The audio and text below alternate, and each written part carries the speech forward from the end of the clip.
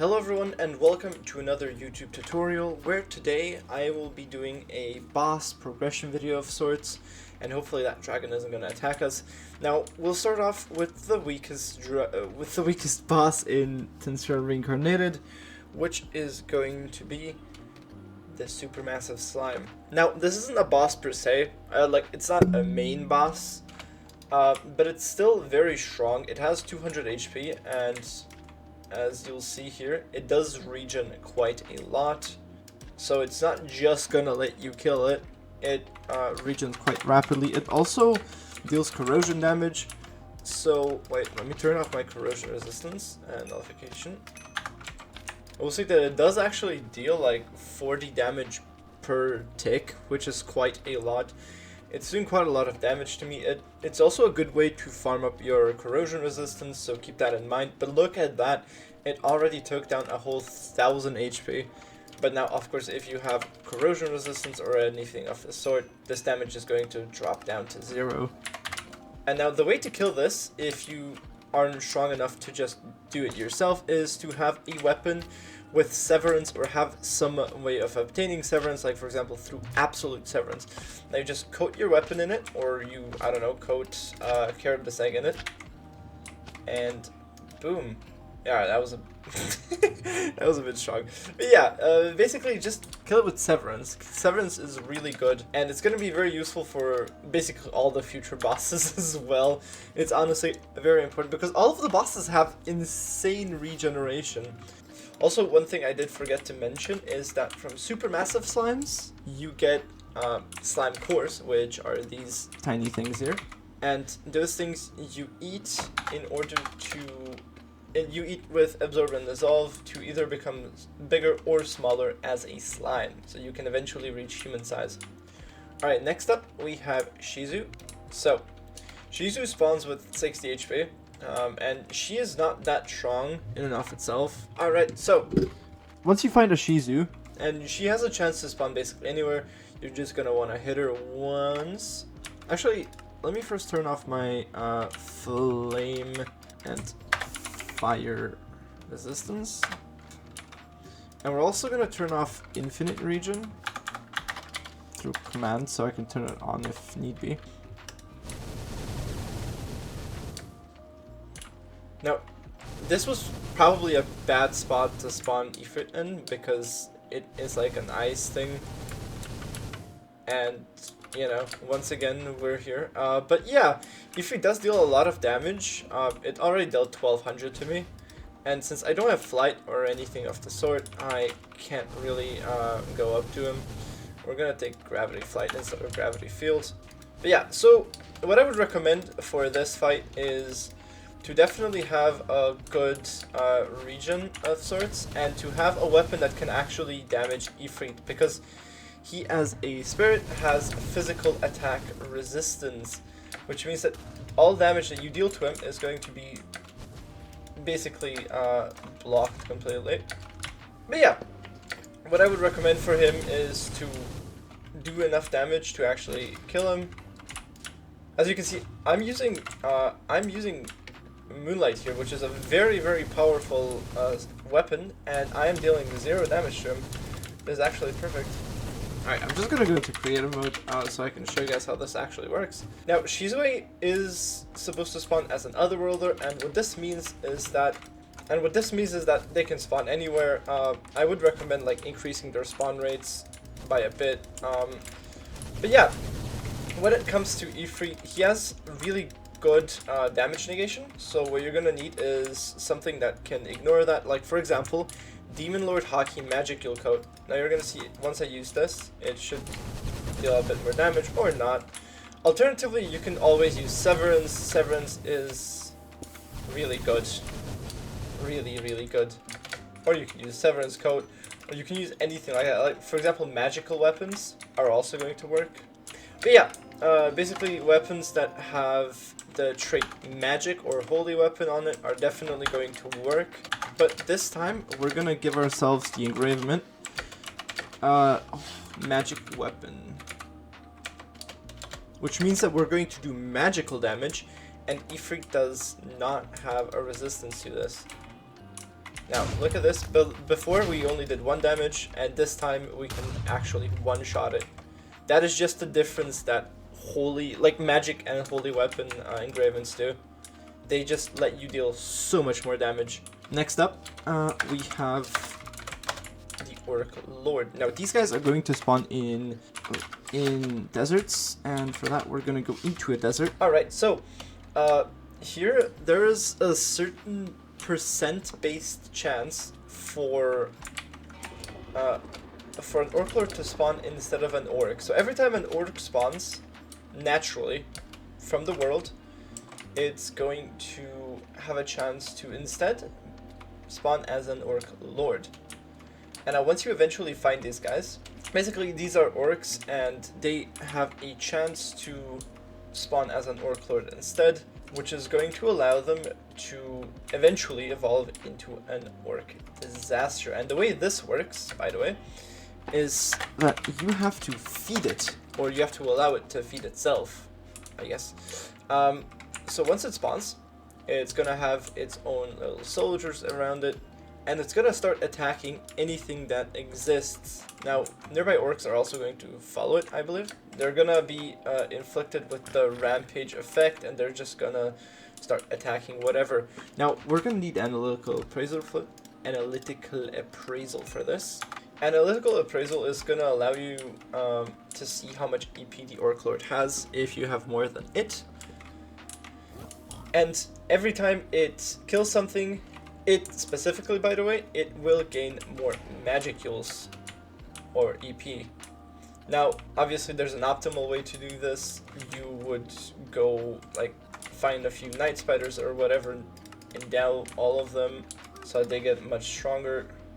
Now, you do have to worry because one time I had an Orc Lord and I endowed a night spider and it absolutely murdered the Orc Lord. So you do have to worry about that, just a tiny bit though. What I would do is just lower the night spiders by a bit with my own damage, and then I would go for the Orc Lord. And then the Orc Lord will just kill them on his own. Hopefully. See, they deal quite a lot of damage to him, and he's not healing as much. But yeah, you just have to feed the Orc Lord until it eventually evolves into an Orc Disaster. So, you know, one already died, and the Orc Lord got a lot more, and boom! It evolved into an Orc Disaster. Now, I don't know why it evolved into an Orc Disaster with 90,000 EP. I believe this is bugged, and I'm gonna report this right afterwards. But what's usually supposed to happen is that once it reaches... Give me a second. Once it reaches 200,000 EP, it should evolve into an Orc Disaster. But it seems to already do that on 100,000 or 82,000, which is obviously some sort of a bug. But regardless of that, you're gonna wanna go in and fight him directly. He does have resistance to, I believe, fire, and the best way to deal with his Orc Entourage would just be to use your Magicule release from Demon Lord Haki or Sacred Haki or Hero Haki, and then just through that to just clear out the path. And then you're gonna wanna start like hitting him as much as you can using whatever weapons you have.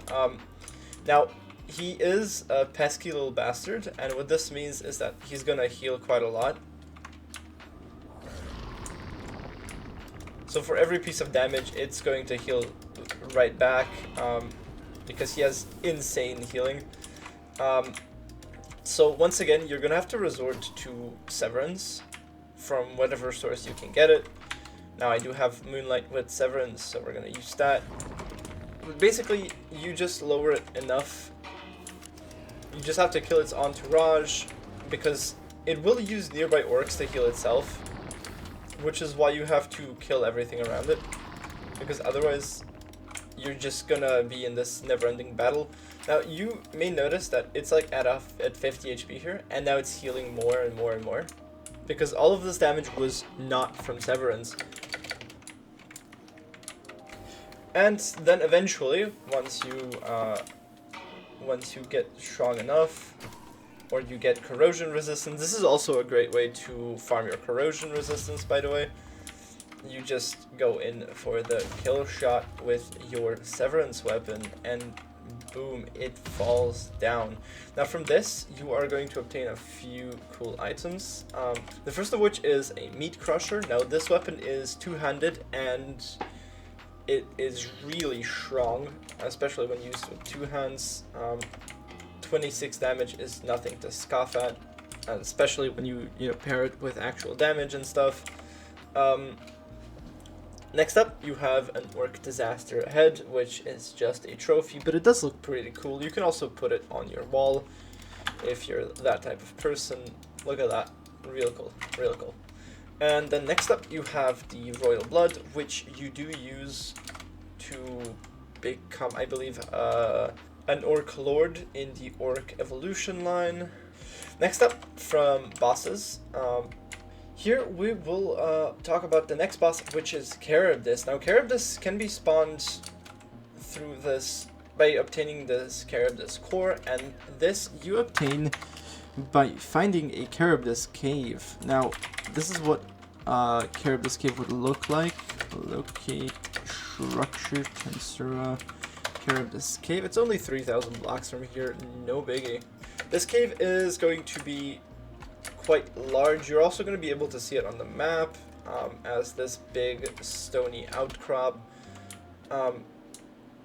and from the inside it is actually really pretty. Let's just alright, so it's going to be like blocked by trees and shrubbery and stuff, but once you go inside, you're going to find a Charybdis core. Now the way to actually use this thing, and it is actually quite simple, you just have to kill stuff near it while it is placed down, so you can't just hold it in your hands, and it only needs to reach 100,000 magic joules, and once it does that, you're going to be able to summon it by right clicking on it. Now what I would suggest you get for this fight are a few things. First of all, you're going to need a weapon that has severance. If you don't, it's fine. It would just make your life a lot easier. Next up, you're going to need something like teleport, gravity flight, gravity manipulation / domination, as well as aura flight, or air flight I believe it's called, are not going to work. What is going to work is teleporting up and then gliding down very slowly. So for that, I would suggest you get yourself a bat glider. Now, the way to get this is in the smithing bench. You're gonna need 2 giant bat wings, 2 monster leather seed, and 1 magic stone. So when it comes to the recipe, it's actually quite simple and quite cheap. And you just have to put that on you, and then you can teleport up, glide down. Well, I would suggest you master it first, because otherwise you're just gonna have big issues with that. This will also lower your cooldown, so you're gonna be able to teleport much further up and much quicker with a lower cooldown. And also, additionally, I would suggest you obtain Spatial Domination, which is an ability that you can get by after unlocking Spatial Manipulation. I just gave it to myself with cheats. I'm a dirty cheater.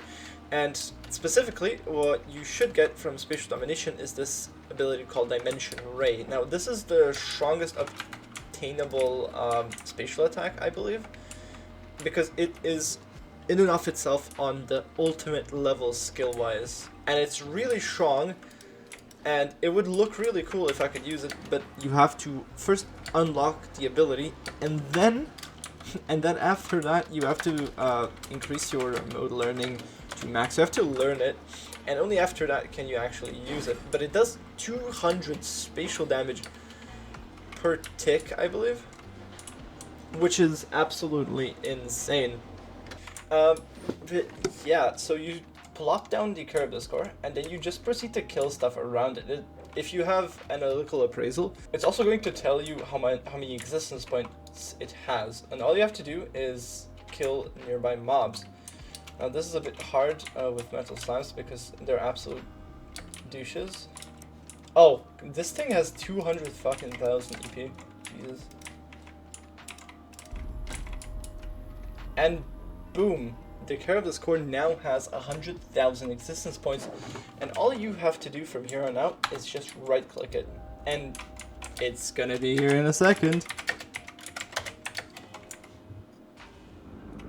There it comes. Look at this massive beast. Now Charybdis is gonna summon its own entourage of megalodons, which are almost as scary as Charybdis itself. They're massive and they're gonna deal a lot of damage. They're gonna come in for bite attacks. Now I'm gonna try using gravity flight, and you're gonna notice that it does work. Maybe because I have a lot more EP. But usually magic interference shouldn't allow you to fly because you have too little, because you're too weak. But it seems like magic interference doesn't work on me because I have too much EP. But yeah, basically, your main goal here is gonna be to use teleport to fly up and then fly down for some close attacks, or to use spatial domination and then just damage it like that. Because you're gonna notice that this bastard can heal for a lot. Now, additionally, what you can also do if you have enough magic heals is summon a greater elemental. I would suggest you summon Akash because it uses the same abilities you do in the form of Dimension Ray and Dimension Storm, and it deals spatial damage. Now with spatial damage, alright, never mind. It just instantly died.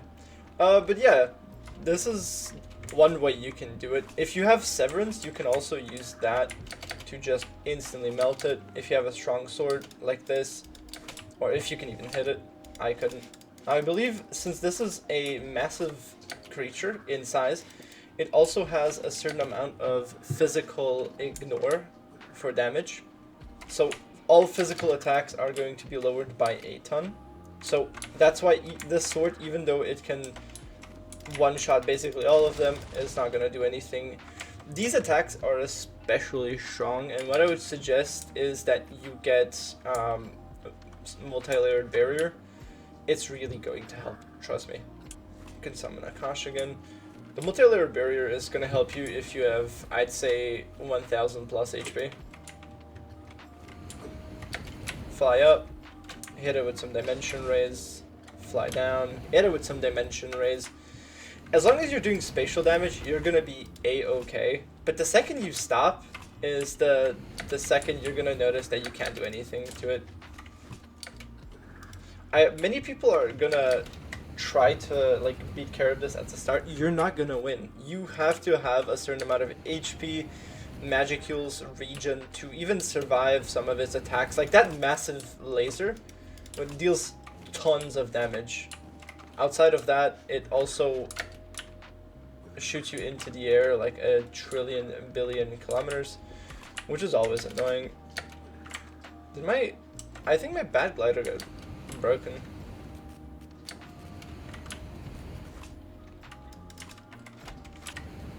And eventually, once you lower it down enough, you're gonna be able to just very simply one-shot it, hopefully.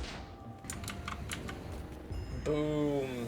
I kill it with that sexy Dimension Storm, and now the core falls down. Now the core is gonna give you a few cool abilities. Most notably, gravity manipulation and magic jamming. And magic jamming is what's going to allow you to stop other people from having fun in the form of flying, later on using different types of magic, etc, etc. It's a really strong ability, and that's why only after you kill Charybdis do you actually obtain it. And now, last up, but not the least, definitely, we have Hinata Sakaguchi. Now, Hinata has 4 different phases, and I did talk about all of them, so I'm just gonna skip that part mostly. What I'm gonna talk about is the recommended equipment that I would use for this fight. Now, Hinata is a very, very strong boss, and she has a lot of EP. I believe she has 1.05 million. She also has 1000 HP, a lot of armor, and a lot of other really good bonuses. Now, what I would recommend for her fight is to definitely not use greater elementals or elementals of any sort, because she's going to take them over.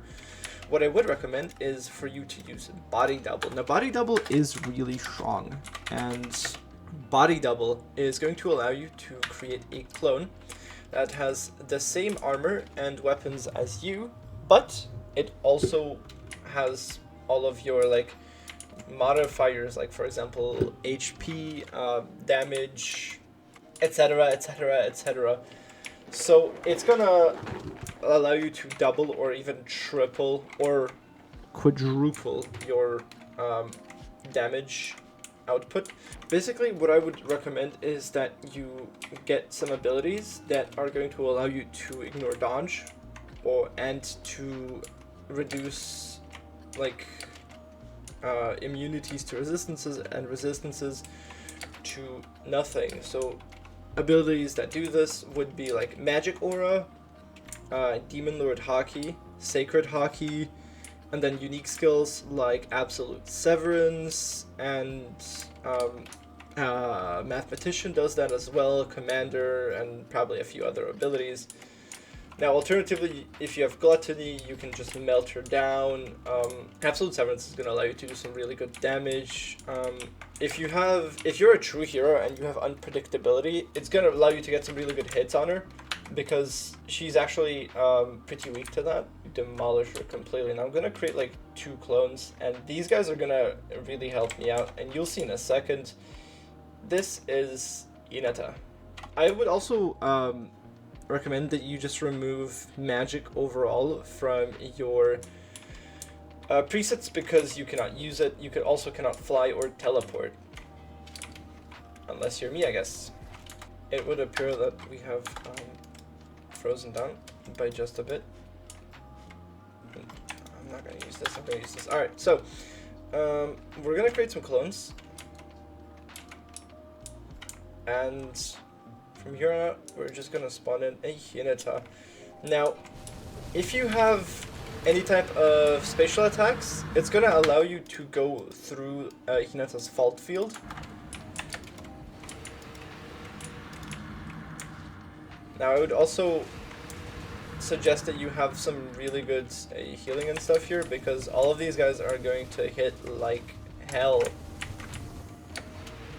Now, something like Demon Lord Haki, Magic Heal Release, or Hero Haki are definitely going to work.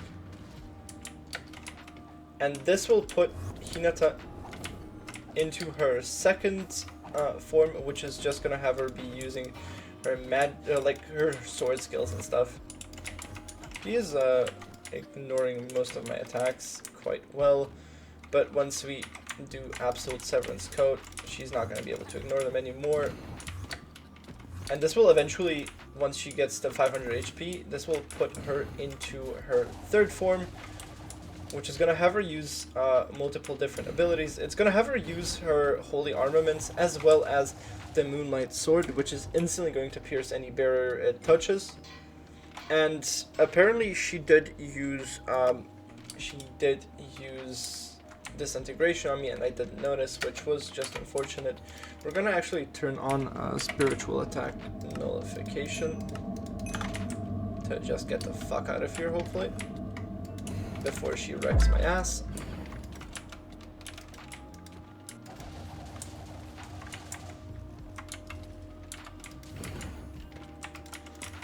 Now, the third form will have her use different magics, such as, actually, Infinite. I don't know why I'm not healing. Oh, right, that's why. Infinite Regen is really going to help you in this fight, but it uses a lot of magic heals because she hits really hard. Now, once you eventually knock her even further down, actually, I think this is 4th phase. Or once she like gets to half HP, she will then start using she will start using her final attack, which is going to be a Melt Slash. Now, Melt Slash is gonna kill you really quick if you don't have, I think it was 1 or 2,000 HP, so it's gonna deal true damage, which is gonna go through all armor, resistances, etc., etc. So it's very deadly. All right, someone picked up a dead end rainbow, I guess. All right, but yeah, basically that is all of the bosses. Future updates will eventually add more bosses, from the like demon line to other notable antagonists and even protagonists of the Tensura universe. Thank you guys for watching, and make sure to check out all of the other videos, such as the one on races, ones plural, like the ones on races and generally progression, configs, game rules, or commands. Anyways, thank you guys for watching, and I will see you in the next video. Goodbye.